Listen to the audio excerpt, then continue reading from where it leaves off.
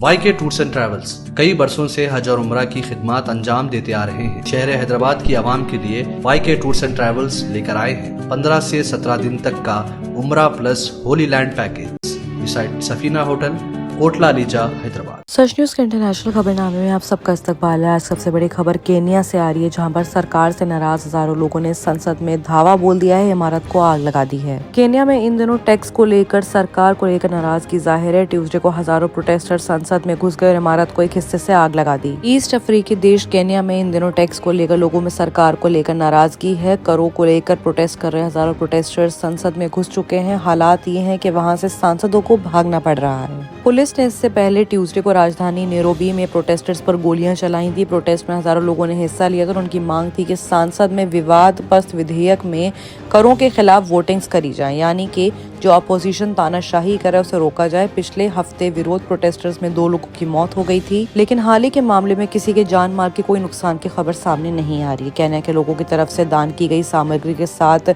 शहरों में इमरजेंसी एग्जिटेशन कर दी गई है। केन्या में प्रोटेस्टर्स का ये दौर तब शुरू हुआ है जब सांसदों ने नए करों की पेशकश करने वाले विधायक को वोट कर दिया है। नए करों में इको लेवी भी शामिल है, जो कि सैनिटरी पैड और डायपर जैसी चीजों की कीमत बढ़ा चुकी है। ऐसे में एक शख्स ने राष्ट्रपति विलियम रूटो को निशाना बनाते हुए एक्स पर लिखा है कि दुनिया आपको अत्याचार की तरफ बढ़ते हुए देख रही है। आपकी सरकार के प्रोग्राम लोकतंत्र पर हमला है। गोलीबारी में या परोक्ष रूप में शामिल सभी लोगों को जिम्मेदार ठहराया जाना चाहिए।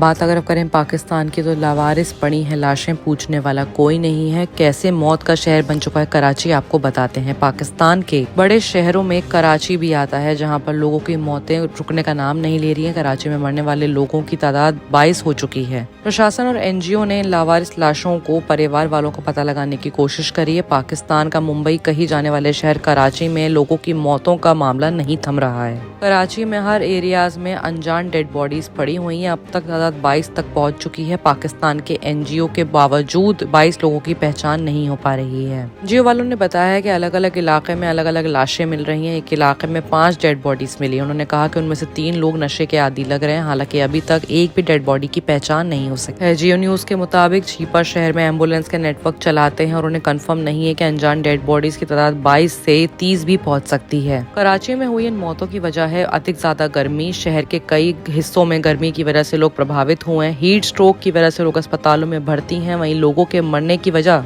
नशे की लत भी बताई जा रही है। कराची में ईदी फाउंडेशन को एक अधिकारी ने अजीम खान न्यूज को बताया है कि कराची में मरे पाए वाले लोग नशे के आदी थे, जो कि गर्मी की वजह से मर गए।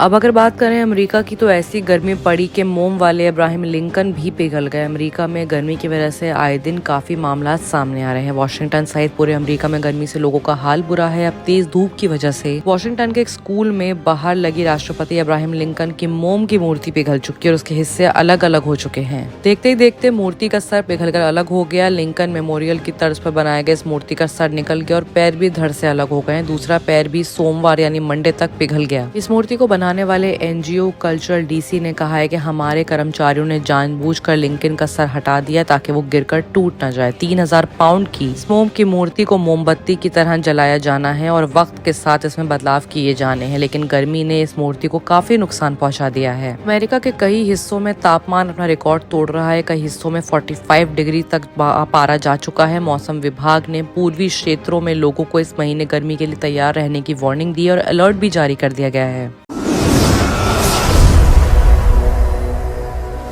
अगर आप बात करें US की, जो रिश्तेदार से जबरन करवाया काम, अदालत ने हिंदुस्तानी कपल को जेल भेजा है। 1.90 करोड़ रुपए का मुआवजा देने की बात भी कही है। बताया ये भी जा रहा है कि दोषी कपल ने रिश्तेदार से अमेरिकी स्कूल में दाखिला दिलवाने का दावा भी किया था। अमेरिका की एक अदालत ने हिंदुस्तानी कपल को अपने रिश्तेदार को स्कूल में दाखिला दिलाने के लालच देकर अमेरिका लाने और 3 साल से ज्यादा का काम करवाने, गैस स्टेशन और डिपार्टमेंट स्टोर पर जबरन काम कराने की सजा भी सुना दी है। बताया जा रहा है कि इस इंसान को मजबूर किया गया था कि वो यहाँ पर पर 3 साल तक काम करे। हरनप्रीत सिंह अदालत में 135 महीने और कुलबीर कौर अदालत में 87 महीने की जेल की सजा में पाई गई हैं। साथ ही अपने चचेरे भाई और पीड़ित को लगभग 2 करोड़ रुपए देने का मुआवजा के लिए भी कहा गया है। कपल का अब तलाक हो चुका है। आगे की तमाम खबरों के लिए देखते रहिए सच न्यूज। वाईके टूर्स एंड ट्रैवल्स कई बरसों से हज और उम्रा की खिदमत अंजाम देते आ रहे हैं। शहर हैदराबाद की आवाम के लिए वाईके टूर्स एंड ट्रैवल्स लेकर आए हैं 15 से 17 दिन तक का उम्रा प्लस होली लैंड पैकेज